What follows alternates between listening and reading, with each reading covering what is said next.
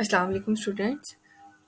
कल हमने पढ़ा था ऑर्गन सिस्टम लेवल तक। आज जो हमारा टॉपिक है वो है individual level. Organ and organ system level में हमने पढ़ा है किस तरह डिफरेंट ऑर्गन्स मिल के कोई एक फंक्शन परफॉर्म करते हैं। फॉर एग्जांपल जिसमें हमने देखा था कि डाइजेस्टिव सिस्टम में डिफरेंट ऑर्गन्स इन्वॉल्व होते हैं और वो एज अ होल एक फंक्शन परफॉर्म करते हैं जिसे डाइजेशन कहा जाता है। आज हम पढ़ेंगे individual level. Different organ and organ system जब ऑर्गेनाइज होते हैं, एक साथ काम करते हैं, तो एक इंडिविजुअल या ऑर्गेनिज्म बनता है। अगर हम ह्यूमन बॉडी की एग्जांपल लें तो हमारी बॉडी में डिफरेंट ऑर्गन या ऑर्गन सिस्टम्स हैं। For example kidneys, liver, heart, stomach, ribs, bones, hands, ये सारे क्या हैं? ये डिफरेंट ऑर्गन्स हैं। अब digestive system, circulatory system, respiratory system और ये सारे ऑर्गन सिस्टम्स हैं। ये सब चीज़ें मिलके एक इंडिविजुअल या एक ऑर्गेनिज्म बना रही हैं। इसी तरह एनिमल्स में और प्लांट्स की एग्जांपल ली जाती है। ऑर्गेनिज्म में डिफरेंट फंक्शंस, प्रोसेस और एक्टिविटीज़ इकट्ठे हो रहे होते हैं। यहाँ पे एग्जांपल दी गई है कि अगर एक आदमी एक्सरसाइज कर रहा होता है तो उसके ना सिर्फ मसल्स काम कर रहे होते हैं बल्कि उसकी हार्ट बीट और रेस्पिरेशन भी तेज़ हो जाती है। ये क्यों होता है? क्योंकि उसके डिफरेंट ऑर्गन्स और ऑर्गन सिस्टम लेवल्स एक दूसरे की हेल्प आउट करते हैं, कोऑर्डिनेट करते हैं और फिर एक फंक्शन परफॉर्म होता है। अब इसमें ये क्वेश्चन रेज होता है कि रेट ऑफ रेस्पिरेशन या हार्ट बीट क्यों इंक्रीज होती है? क्योंकि जब एक आदमी हार्ड एक्सरसाइज कर रहा होता है तो उससे ऑक्सीजन की सप्लाई भी ज़्यादा चाहिए होती है और ब्लड सप्लाई भी ज़्यादा चाहिए होती है। इसलिए उसका रेस्पिरेशन रेट, सांस लेने का अमल और blood supply towards the heart तेज़ हो जाती है ताकि उनको ऑक्सीजन मिल सके और फूड और ऑक्सीजन मिल सके और उसके मसल्स कंटिन्यूसली वर्क कर सकें। नेक्स्ट एग्जांपल है पॉपुलेशन लेवल। जब डिफरेंट और इंडिविजुअल्स एक साथ होते हैं तो उनको हम एज अ होल पॉपुलेशन कहते हैं। यहाँ पे पॉपुलेशन की डेफिनेशन है, is defined as a group of organism of the same species located at same place in the same time.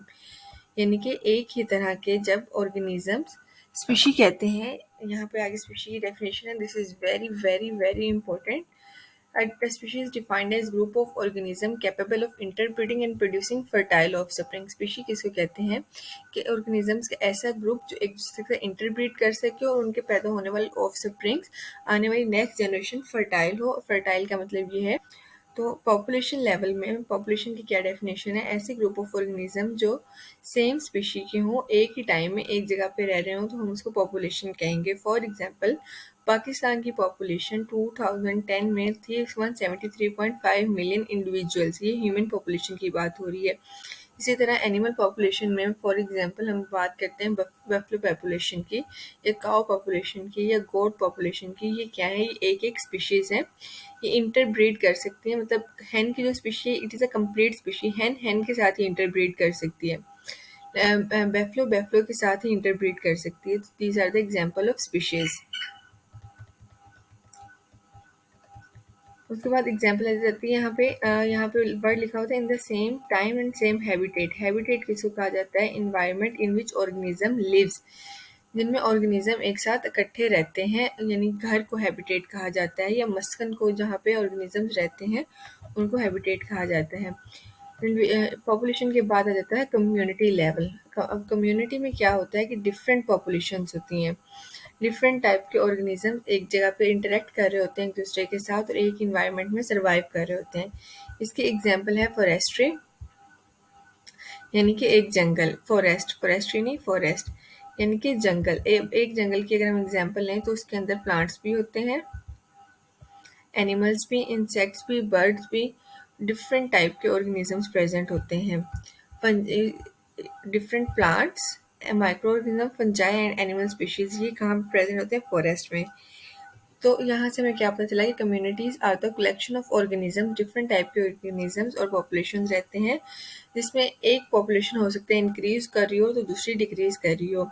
Biology में एक कॉन्सेप्ट होता है प्रीडेटर्स का, यानी कि एक ऑर्गेनिज्म दूसरे ऑर्गेनिज्म का शिकार करके खाते हैं। तो इससे हमें क्या पता चलता है कि हो सकता है एक पॉपुलेशन इंक्रीज कर रही हो तो उसके अगर प्रीडेटर इंक्रीज कर रहे हैं तो उसको जो प्रे है वो डिक्रीज कर जाएगा, क्योंकि खाने वाले ज़्यादा हैं और जो फूड है वो कम है। तो एक पॉपुलेशन इंक्रीज कर जाएगी तो दूसरी इंक्रीज करेगी तो दूसरी डिक्रीज करेगी।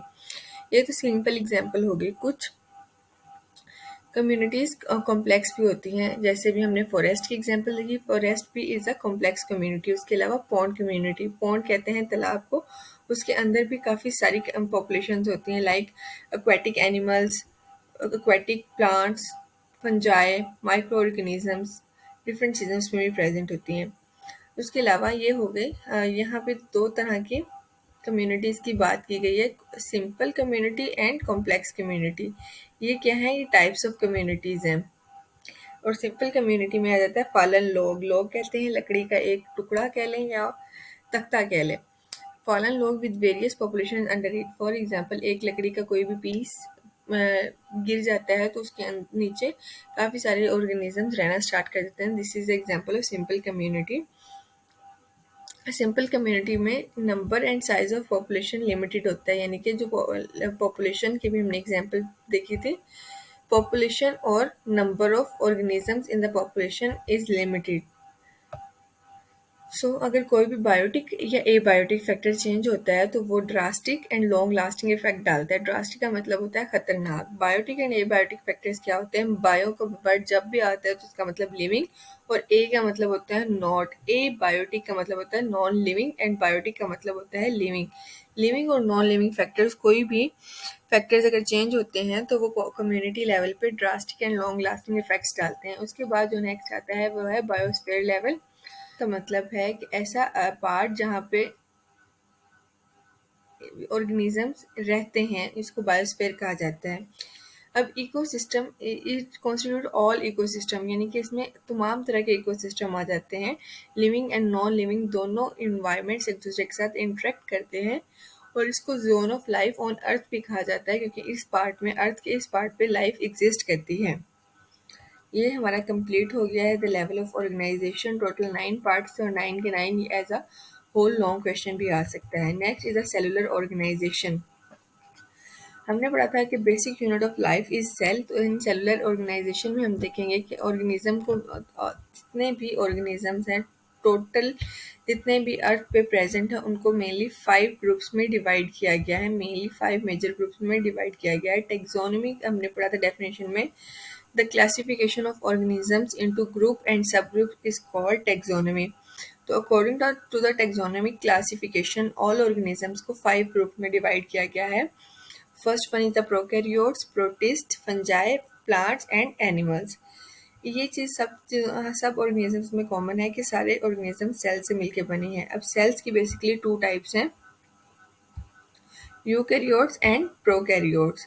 यूकैरियोट्स और प्रोकैरियोट्स में मेनली जो डिफरेंस होता है वो ये होता है कि सेल मेम्ब्रेन्स का। प्रोकैरियोटिक सेल्स में मेम्ब्रेन्स, जो सेल मेम्ब्रेन प्रेजेंट होती है, बट जो अंदर सेल ऑर्गेनेलीज होती हैं वो भी मेम्ब्रेन बाउंडेड होती हैं। तो मोस्टली जो मेम्ब्रेन बाउंडेड ऑर्गेनेलीज होती हैं वो प्रोकैरियोटिक सेल्स में प्रेजेंट नहीं होती, जबकि यूकैरियोटिक सेल्स में प्रेजेंट होती हैं। फॉर एग्जांपल, न्यूक्लियस प्रेजेंट होता है यूकैरियोटिक सेल्स में, जबकि प्रोकैरियोटिक सेल में न्यूक्लियोइड प्रेजेंट होता है, जो कि मेम्ब्रेन के बगैर प्रेजेंट होता है। और सारा जेनेटिक मेकअप जो ऑर्गेनिजम्स का है वो न्यूक्लियोइड में प्रेजेंट होता है in case of prokaryotic cells. ये ब्रीफ सा इंट्रोडक्शन है, जब ये डिटेल में आएगा तो हम इसको डिटेल में भी स्टडी कर लेंगे। अब बात ये हो रही थी कि बेसिक यूनिट ऑफ लाइफ अगर सेल है तो सेल ने अपने आप को मेनली 3 वेज में अरेंज किया होता है या ऑर्गेनाइज किया होता है, और वो इस तरह से ऑर्गेनिज्म की बॉडीज बनाते हैं। The first one is unicellular, second is the colonial, and the third is the multicellular organization. तो यूनिसेलुलर, यूनि का मतलब होता है वन। तो जहाँ वन यूनिसेलुलर का मतलब है कि ऐसे ऑर्गेनिज्म जो कि सिंगल सेल से मिलके बनते हैं, जिनकी पूरी बॉडी एक सेल पे कंसिस्ट करती है, उसको हम यूनिसेलुलर ऑर्गेनिज्म कहेंगे। उनकी लाइफ एक्टिविटीज़ जो भी हैं वो एक ही सेल कैरी आउट करता है। इसके एग्जांपल्स हैं अमीबा, पैरामीशियम एंड यूगेलिना। एग्जाम्पल्स मैं रिपीट करती हूँ, अमीबा, पैरामीशियम, यूगेलिना, ये कॉमन एग्जाम्पल्स हैं इसके unicellular organism. Second is the colonial. अब बहुत सारे ऑर्गेनिज्म ऐसे होते हैं जो सिंगल सेल या यूनिसेलुलर के तौर पे सर्वाइव नहीं कर सकते। तो वो क्या करते हैं कि काफ़ी सारे यूनिसेलुलर ऑर्गेनिजम्स मिलके एक जगह इकट्ठे रहते हैं, लेकिन उनके दरमियान डिवीजन ऑफ लेबर नहीं होती। डिवीजन ऑफ लेबर का क्या मतलब है कि एज अ देखें डिफरेंट पार्ट्स अगर अपना अपना फंक्शन परफॉर्म करते हैं, बट एज अ होल वो एक फंक्शन परफॉर्म होता है। जैसे हमने डाइजेस्टिव सिस्टम में देखा, डाइजेशन में देखा था स्टमक का पार्ट। अब वहाँ पर 2 टाइप्स के टिश्यूज प्रेजेंट थे, वो अपना अपना काम कर रहे थे, बट एज अ होल एक फंक्शन परफॉर्म हो रहा था, that was the digestion of food in stomach. तो उसमें क्या था, डिवीजन ऑफ लेबर थी। लेकिन कॉलोनियल टाइप में क्या होता है कि यूनिसेलुलर ऑर्गेनिजम्स रहते तो एक साथ हैं, लेकिन सब अपना अपना फंक्शन परफॉर्म करते हैं, एज अ होल एक फंक्शन परफॉर्म नहीं करते। तो ये एज एक कॉलोनीज बना के रहते हैं और एक दूसरे पे डिपेंड नहीं करते फॉर देयर वाइटल रिक्वायरमेंट्स। उन्होंने जो काम करना है वो खुद ब खुद करना है। इसकी एग्जाम्पल है Volvox. Very important short question, what is volvox? This is a green alga found in water that shows colonial organization. ये green कलर की algae होती है जिसको volvox कहा जाता है। 100 ऑफ वॉल्वॉक्स सेल्स इकट्ठे रहते हैं और कॉलोनी बना के रहते हैं, बट अगेन इनके अंदर डिवीजन ऑफ लेबर नहीं होती और ये एक दूसरे पे डिपेंड भी नहीं करते। Next is multicellular organisation. Multicellular organisation की एग्जांपल ह्यूमन है, एनिमल्स हैं और प्लांट्स हैं।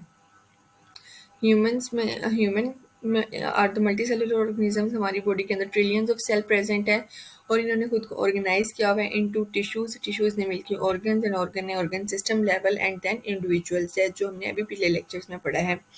इसकी एग्जांपल आगे मस्टर्ड प्लांट। मस्टर्ड प्लांट का साइंटिफिक नेम इज ब्रासिका कंपेस्ट्रेस।